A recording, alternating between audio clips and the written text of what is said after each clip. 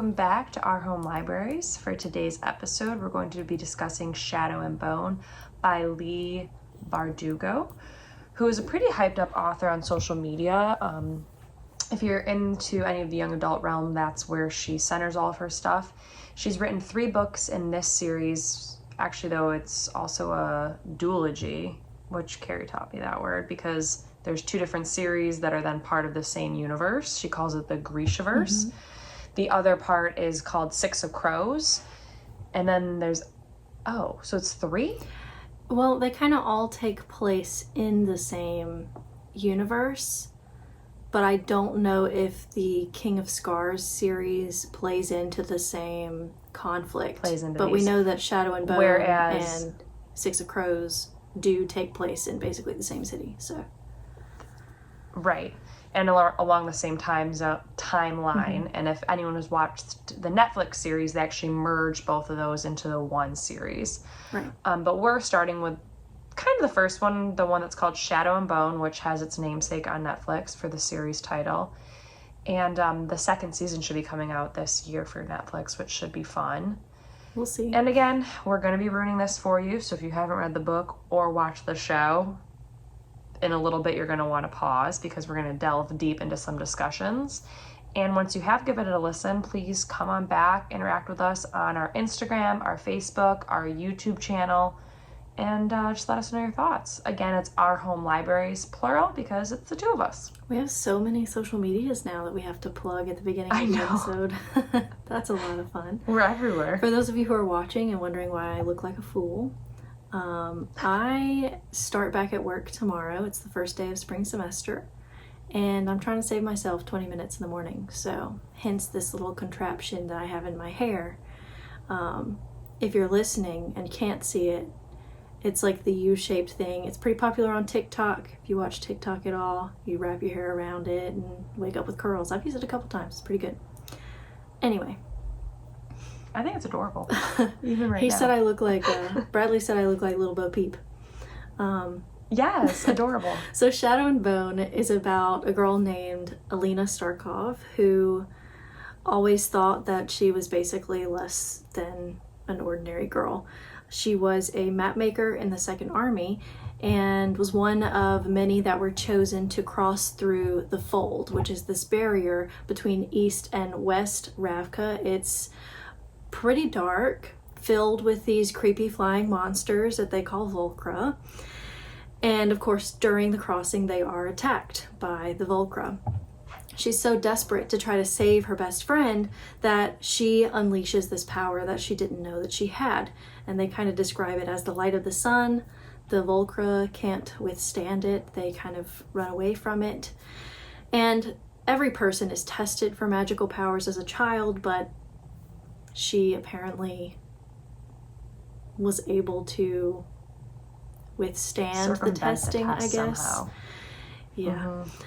With the power of this sun summoning, she's now suddenly thrust into life as a Grisha, basically a fancy word for people who have magic powers. The Darkling is basically like the king of the Grisha. He's the leader, and he is preparing Alina to, say, quote-unquote, dissolve the Fold, but he kind of has questionable motivations for this, and it kind of turns out that Alina is more of a pawn in a larger plan for him to take over the government. So yeah, a lot happened in this book. Some that we liked, some that we didn't like. So Kayla, what did you end up rating this one? Yeah, I like the world building. I like the idea of Grisha, and they call it small science. They don't refer to it as magic. I like the idea of the Fold, like dividing this country, and that maybe Alina is the hope that they need to dissolve this. It is young adult, and for some reason the beginning of it, like the first half, I thought was a little slow. Yeah, I agree. So I gave it 3 out of 5 suns. Did you rate it lower? What'd you give it? I gave it a 1. Did you really? I gave it a 1. I don't know. I just feel like so many people recommended it on social media, and like everybody talks about Leigh Bardugo. So I was like, oh, this is going to be a pretty good book. Like, up there with Sarah J. Maas. Like, that's the, like, how I put them together, right? Your standard. So I was like, okay, I love Sarah J. Maas. So, of course, I'm going to love... Maybe it's my fault. It's my fault. I had unrealistic expectations for how this book was going to go. And I also don't really like a love triangle. Like, I'm okay with it, but I just felt like neither of them were good enough for her. And on top of that, Alina kind of seems like a person who lets things happen to her instead of taking control of her own life. So it was just all kind of meh. 100%. And I think that I rated it a 3 because I had already tried to read this previously and had gotten halfway through and didn't finish. So then going in, I like knew that the first half was kind of slow. Right. So I think that kind of, I don't know, were more prepared, because I already knew that, I was able to like overlook it. And I know like the story got better towards the end. I agree. Alina just like lets things happen to her. She's really kind of uninteresting at the beginning. Like she's just seems so like passive and not the hero we want, I guess. But then I feel like that's kind of the beauty of it, is that she really is like an ordinary girl. I don't know. Yeah. I was kind of... Maybe I'll give it a 2. We'll talk some more about it, but... I feel hopeful, though, because in the Netflix show, I haven't read it yet, but I feel like Six of Crow is more interesting, those characters. And so I feel like hopeful overall about the Grisha universe. Yeah, maybe this just wasn't the right one to start with. Like, I needed something that was going to, like, hook me into the world, you know? And I didn't feel that did this for me. Yeah. Yeah, I'll give it a 2. You decreased your rating. Well, I kind of, like, tried to forget about the first half of the book. Yeah, well, you can't do that. I know you've, like, read the first half before, but we can't just forget everything that did not happen in the first half. Yeah. So the questions we're discussing... my rating on my document. Come from justleafing.com and Lit Lovers. We kind of combined a couple of questions from those 2 different sources. And of course, we're going to link those in the description box for this episode. So we first meet Alina when she's a map maker. We're introduced to her about to cross the shadow fold for the first time.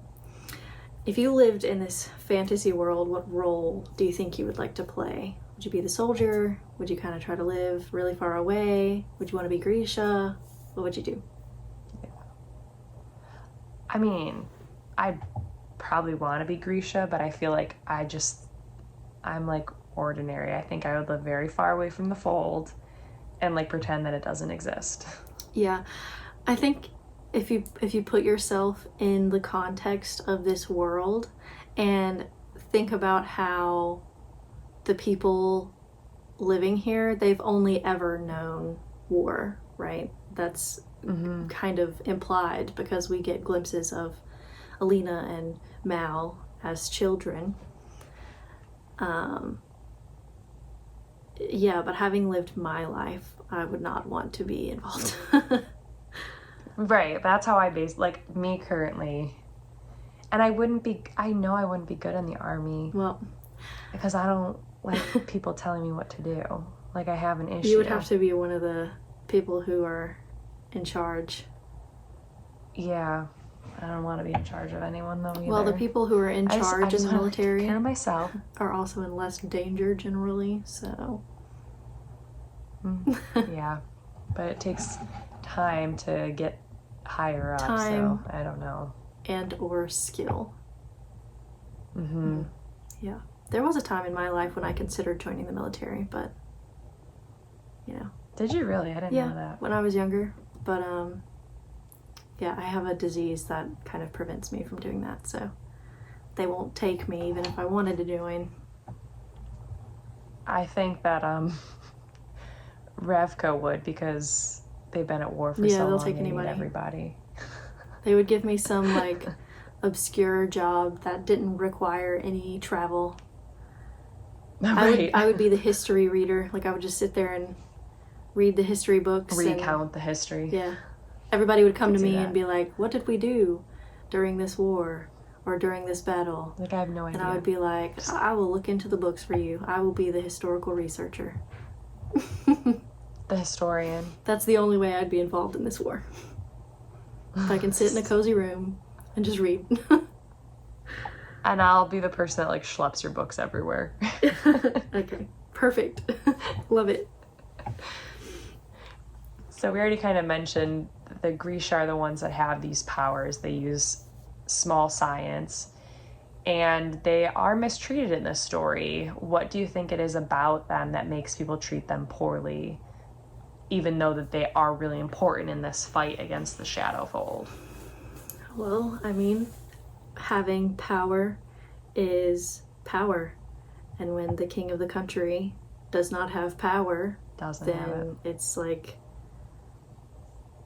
I don't know. I guess the only reason that this system works is because the Grisha are essentially trained on the grounds of the palace. They have their own, they call it the Little Palace, that's right next to the king's palace. But if it were any other kind of system, like if this were a religion, then there would be problems, I think. More problems than there are. Yeah, and I think also part of it too comes from, like, that people don't understand small science, so, like, it's alarming to them when they see it used. And, like, even as Alina's, like, trying to learn how to use it, it's confusing to her. So I think whenever there's any sort of, like, confusion or unknown with something, it can cause issues among people. Like, not knowing and understanding it also causes some of the friction. Yeah, and I think a lot of the people who are not Grisha probably look at the Grisha like, oh, they just think they're better than us because they can do this thing. I don't like them. Yeah. You know? Yep. So, all of those things. But it turns out that Alina's power to summon the sun, essentially, means that she could potentially end this war and be like a savior for her country. Do you think that if you had the ability, even if we take the magic out of it, if you had the ability to make that big of an impact on the world, would you do it? Yeah. I'm going to kind of contradict myself because before I said I wouldn't, like, be a soldier or anything. But, like, if I had the power to, like, make a big change like that, I would use it. Well, and I don't even think that the kind of power that you have to change the world is necessarily anything physical or anything. I mean, think about Copernicus or Galileo, right? They kind of changed the world because they made people realize that no, the sun is not the sun is the center, not the earth, right? And all these stars out there are suns for other galaxies and, you know, all this other stuff. And that's all science. And there are a lot of ways throughout the civilized world's history where science has kind of changed the world, really. So I think I would do it in that sense. Yeah. Yeah, I guess I was just speaking more towards the fact that in this Grisha universe there has not been a sun summoner yet, so now realizing that she has that power, like, if it was me and I realized I had that, like, of course I would step into that role. If you were the only person that could do this thing, you're kind of obligated to do that thing. Right. Yeah. Do your thing. Yeah, do that thing. If we do bring magic into this, there are different types of Grisha. And, you know, Alina, sun summoner. There are also people who can summon wind. I don't remember all their technical names, but there's wind, water. There was another one. It's escaping me. So, like, it's called Korpa Kali, I think is how they say it. So those are the people that can manipulate the human body, so the living or the dead. So there's healers, or there's, like, heart renderers, or there's different names for it where they could hurt you because of your human body.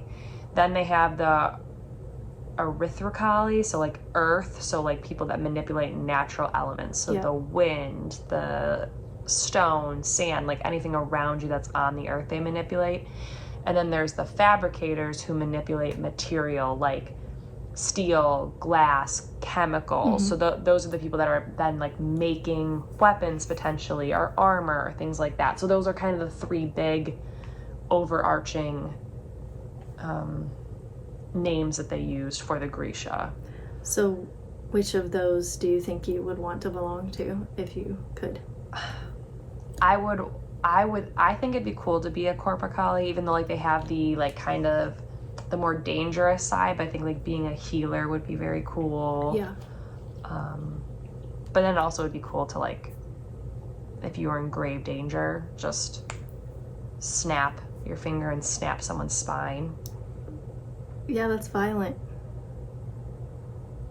If I was in grave danger, if you were in a wartime, it was self-defense.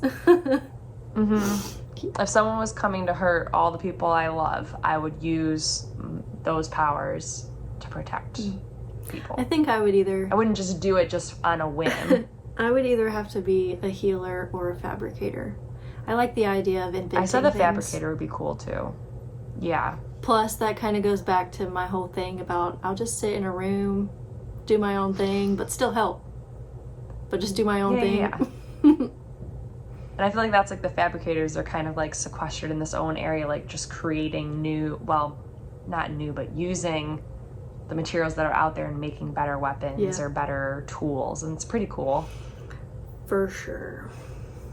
So we have mentioned the name already, and I don't remember if we said it in the summary or not, but Alina grew up in an orphanage with another boy. His name is Mal, and they are like best friends, grown up together. They were orphaned from like the same part of the country, which it sounds as though in this universe they kind of frown upon people from there. I think it was like Kurzmenia or something like that. I know in the show they kind of make a big deal about the way that she looks, because the actress that they cast does look a little Asian, and like most of the people in that show are like European white. They do. There is some comments though. There was the one like the wind summoner, Maria maybe. No, that's not her name. I forget her name. Who like when she like hugged Alina, she's like, "Don't worry, you still stink like," and then said the name of the town. So I feel like whatever that town is, it's not like a favorable area of the country. But so they've gone through this. They've grown up together. They've been then enlisted in the army together. They've been together forever. And Alina definitely has feelings for Mal. Mal like doesn't recognize it. Whatever. So like most of the book, it's Alina wanting Mal to be okay, starting to fall for the Darkling. Then Mal comes back into her life. It's just kind of this little, as Carrie said, a love triangle. But I feel like Alina just wanted someone to like love her. It's kind of sad. She's kind of been alone for a long time, and like even though she really cared about Mal and obviously had feelings for him, there was even a point that kind of made me chuckle a little bit where she was, I guess, talking to herself in her mind. She was like, "Oh yeah, and sorry I fell in love with you for a little while there. My bad." I was like, what the heck? Oh, whoops.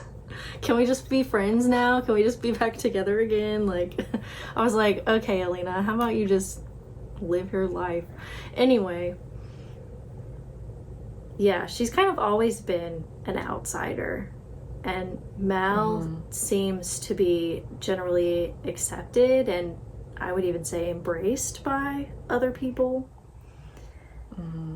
And then we see this reflected because in the First Army, Mal is one of the best trackers. He can, like, what do they say? He can find a rabbit. What did they say? Some funny little phrase, like he can find a rabbit in a pile of stones or something. Like, it was something weird about rocks and rabbits. And Alina, she's a map maker, and as I would do, kind of sits in a room and draws. And nobody really talks to her. She really only has one friend, and that friend dies when they go to cross the fold other than Mal, is what I'm saying. But yet she discovers this Grisha ability that she has, goes to the little palace to train, and is still kind of an outsider. She's the only person that can do this. People are jealous of her, so they don't really want to talk to her. Mm-hmm. So she really only has one friend at the little palace, and that's Jinya is her name? Yeah. Mm-hmm. Who is also kind of an outsider. She's the only person who can do what she does, so. Though her power is not as, like, world-altering as Alina's. Yeah. So, it would be tough to be Alina. I know, and that's why I want to be, like, understanding, but because it's in her internal monologue, she's a baby. She's a little whiny about stuff. Like, part of my thing is, like, you can feel like you don't fit in, but also, like, did we even see her try anywhere? Yeah, like, really. I didn't really feel like she tried at the first army, or the second army, whatever it's called. I didn't see her really try at the palace, which, again, at the palace, she was probably, like, very overwhelmed, but it seemed like Mal was her friend, and that was enough. Mm-hmm. And then he had friends, so then she kind of, like, had friends because of him. You know, like, she just always, like, just fell into things. It didn't seem like she tried, and then she would act, like, so, I don't know, like, lonely. Yeah, and even at the little palace, some of it I felt like was her she would, fault. like, intentionally sequester herself during meals. She would just go and eat in her room. But, like, go and eat with everybody else. You will make friends. Right. That's, like, literally, like, kindergarten knowledge here. Just sit with people at lunch and you'll have friends. So that was challenging. So we kind of, I know. Through all that, we kind of surmise that Alina is confused about her feelings towards Mal. And then she also starts kind of developing these feelings for the Darkling. He's obviously taken an interest in her. Mm-hmm. The Darkling controls darkness and shadow, and Alina controls sun and light. And so there's like these polar opposites, and they have this pull. Yeah. And he's so powerful, and he has this interest in his only sun summoner. So, again, she's kind of conflicted with all these feelings. Who do you see her with, and did your opinion change throughout the book? Well, like I briefly mentioned in the summary, I don't really see her with either of them. And if I'm honest, they are both very manipulative in different ways. And let's relate this to, like, a scenario we can all understand, okay? Mal, he's the guy who isolates you from all of your friends and minimizes the connections that you can make outside of the relationship, right? Which would be bad for Alina because she has always felt like an outsider her whole life. So now she doesn't have any friends except Mal. Okay, just Mal. The Darkling is manipulative in the way that he kind of does things behind your back and doesn't really tell you the whole truth when you ask questions. Okay. Yep. But he might have gotten a more positive response from Alina if he'd been more out front about his plan and hadn't used Mal to manipulate her into doing what he wanted her to do. So, I don't know. It's hard to even tell if the Darkling cares about her because, like, he's kind of hot and cold the whole time. I don't know. But I don't like Mal either. Not as a relationship. Yeah. I'm going to try to be, like, positive about it. I feel like, you know, they grew up orphans. They didn't really have other role models probably of, like, healthy relationships and loves and feelings. So I want to, like, say that maybe Mal didn't know how to handle having someone that he could actually see himself with, love him. Like, it's a stretch. I think he was kind of a jerk. But maybe he didn't know how to handle, I don't know, those feelings, so he pushed her away, or, like, he kept, like, fooling around and sleeping with other people. They're just so codependent to me. It's just not healthy. Yeah. And especially once they escape towards the end of the book. I mean, they're entirely codependent on one another at that point. I know. I do see them together, though, more than her and the Darkling. I think that she and the Darkling probably have more in common from a psychological standpoint. Whereas for her and Mal, it's more of like I don't know, what's the word? I guess like they're just so tied to one another that like she can't see past that. Yeah. Maybe she'll find someone new. Yeah, we can hope. Maybe one day. So this, as we mentioned, is marketed as a young adult novel, but it seems to resonate with adults just as much as younger readers. Why do you think, or do you disagree with that statement? I don't disagree with that. I feel like a lot of us like world building or different worlds and powers and magic and stuff. So I feel like there's a genre this is a genre that even if it was written for young adults, anyone who likes fantasy in any way would have some interest in reading this. Mm-hmm. That was what I thought. I also kind of think that people who read like we do can empathize English, can connect with the fact that she's kind of been a loner her whole life. Yeah. Because I feel like, especially when I was a young adult, I was kind of a loner in high school. I didn't have a whole lot of friends. I didn't get out much. I just read. I took a book everywhere. We could be going to the gas station and I would take a book. Yeah. That's what I had. Yeah. Yeah, I definitely have like parts of my life where I felt like everyone else like knew what they were doing and I was just like, oh, I'll just be right here. Yeah. But then again, like everybody feels that way. Yeah. I mean, here I am almost 30 and I'm like, is this really the career I want to be in? You know? Yeah, it is funny because then once you become an adult, you realize that some of those feelings, everyone was feeling it. It's just, you don't always see it. Yeah. Some people just really seem to have their shit together. I don't know how they do it. I don't think anyone does. But they seem like it on the outside. Mm-hmm. So there are 2 more books in this trilogy, Siege and Storm and Rune and Rising, and then also the Six of Crow series. Would you want to read the rest of this, and would you want to read the other trilogy? I'll definitely give I know you're already reading Six of Crows a go. And I'm currently reading Siege and Storm, but I decided not to buy them. I knew you were. Yeah, there were a few people on Goodreads who were saying that Shadow and Bone was like the best one of the trilogy, which kind of makes me think I'm not going to like the other 2 at all. But that doesn't bode well. I mean, I got them through my library on the Libby app, so I'm just gonna... Yeah, that's where I saw them, so I knew you were already started. Yeah, I don't like to leave things unfinished, so I'm gonna read it, but I can't promise I'm gonna enjoy it. I am more interested in Six of Crow because I think that group of characters is more interesting. Yeah, and that one also kind of has like a heist storyline as well. So right. I feel like that's just more it'd be like a little more exciting. Yeah. So maybe. I don't know. I like the Netflix show, so I definitely will watch it. I don't know that I'm going to read the rest of these. It was kind of painful to read this.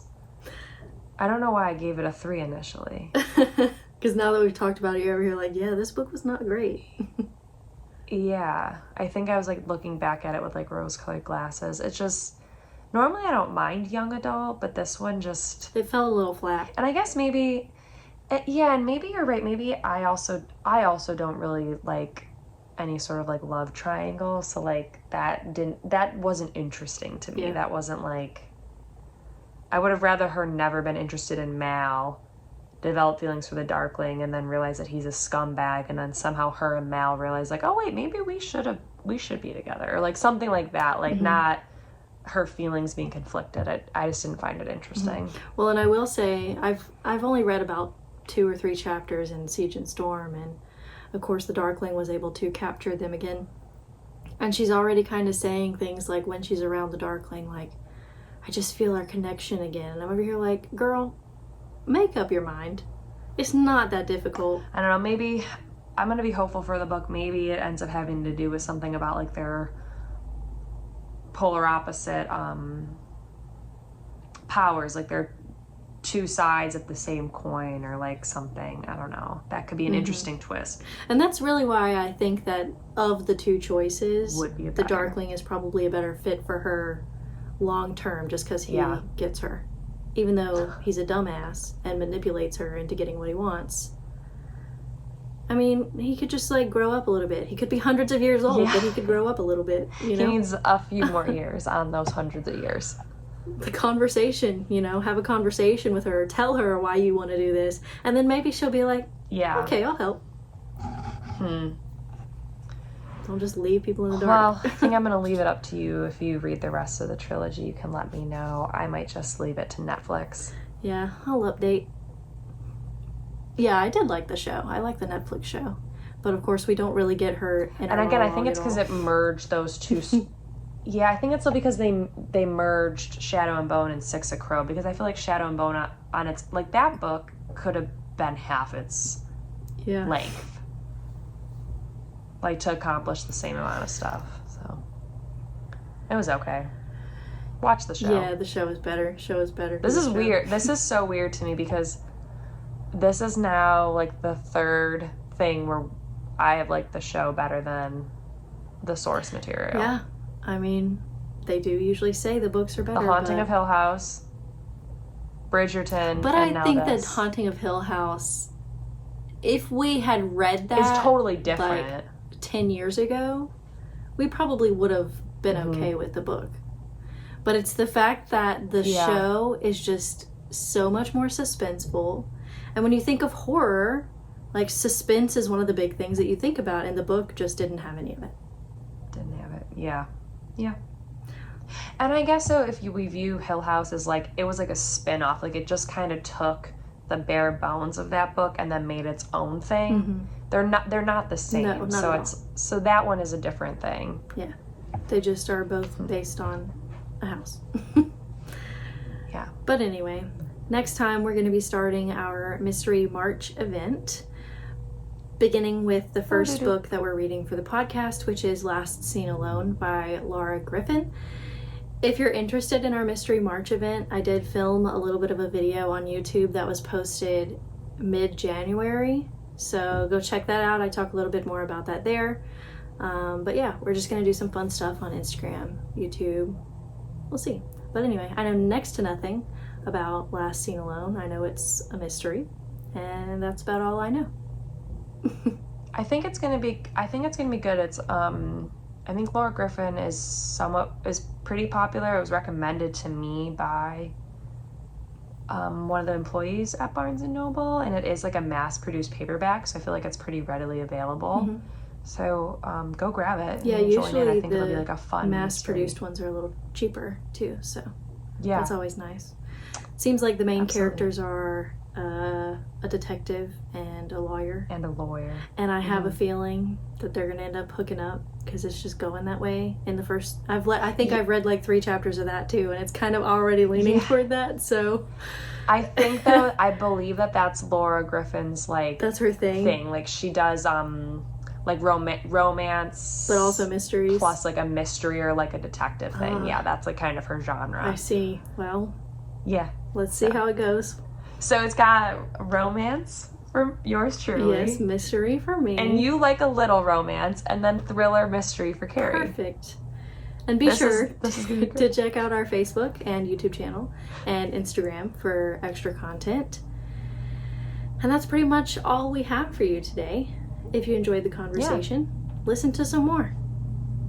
There's plenty. There is. We have all of last season now, bunch into this season of 2023. So thanks for tuning in again for this one. If you are with us on Instagram, we're going to do maybe a sun emoji for this one, because Alina's the sun summoner. And we're excited for Mystery March. We'll see where it takes us. This is a new themed month for us, so yeah, should be fun. We like spooky season, so see if we can get a mystery month going. It'll be fun. Yeah. All right, everyone, thanks for tuning in. Bye. Bye.